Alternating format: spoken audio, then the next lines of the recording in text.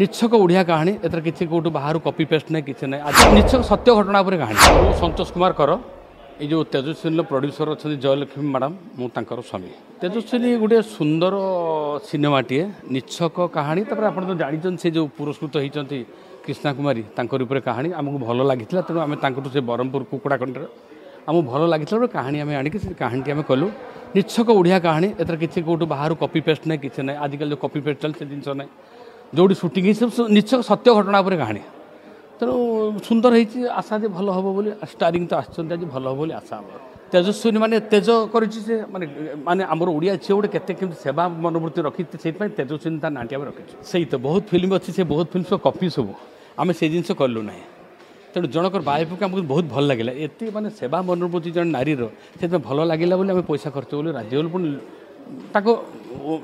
लोक जानवे केमती ए लोक एमती थी बोली कौ कुकुड़ा खंडी गोटे निच्छक गाँव कहानी है तो से उठे बहुत वार्ता देव मद निवारण ठूँ आरंभ कर नारी निर्यातन आरंभ कर जो जन्म मृत्यु जो आम झील पिला हो मारी दूसरी बहुत 10-12टा खंडे अच्छी यादर कहानी ये भी आम इंटरनेशनल अवार्ड पाई 8टी अवार्ड पाई से जिनस आम सिनेमार आज्ञा ना से जिनस